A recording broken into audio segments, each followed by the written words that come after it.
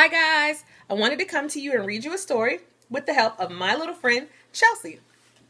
Today we are going to read Mr. Puskins, a book that is illustrated and written by Sam Lloyd. So let's get started.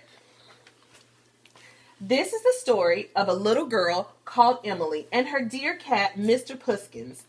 Emily adored Mr. Puskins. Each morning she would invent fun games for Mr. Puskins to play. In the afternoons, she'd brush his long fur coat and tell him, "Oh, Mr. Puskins, what a handsome boy you are. I do love you ever so much." And each night, Emily would snuggle up in bed and read Mr. Puskins a special story.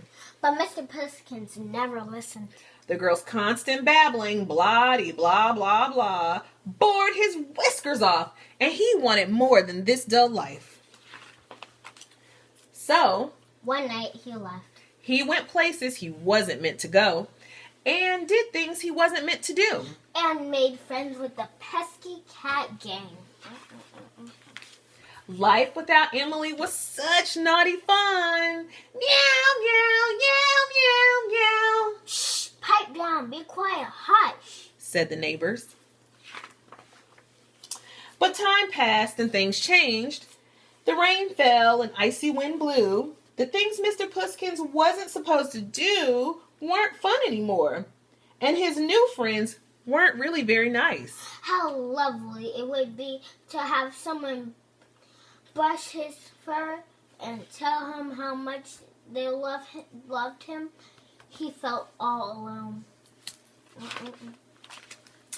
Then down the gray streets fluttered a tatty old poster. It was a picture of Mr. Puskins. He stared at the photo. What a bad-tempered cat he looked. Emily had given him everything a cat could ever dream of.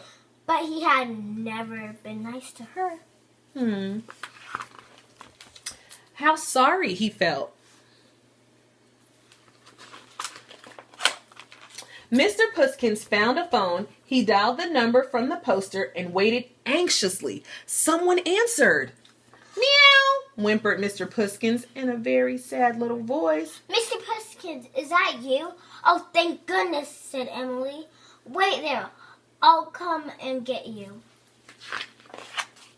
Mr. Puskins sat patiently. Would Emily find him? Did she still love him? He waited and waited, but Emily didn't come.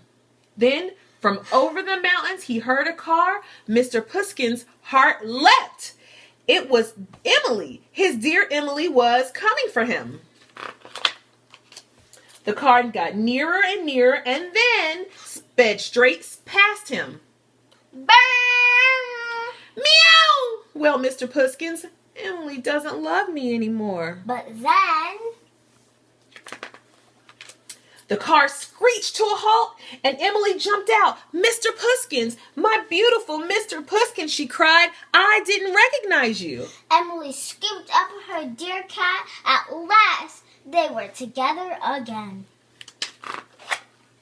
This is the end of the story of a little girl called Emily and her dear cat, Mr. Puskins. Mr. Puskins adores Emily. Every evening he cuddles her and purrs gently while she reads to him. Now both Emily and Mr. Puskins realize how lucky they are to have each other. Such a good story. Just like you guys are lucky to have your families. We hope we get to see you guys very soon. We miss you.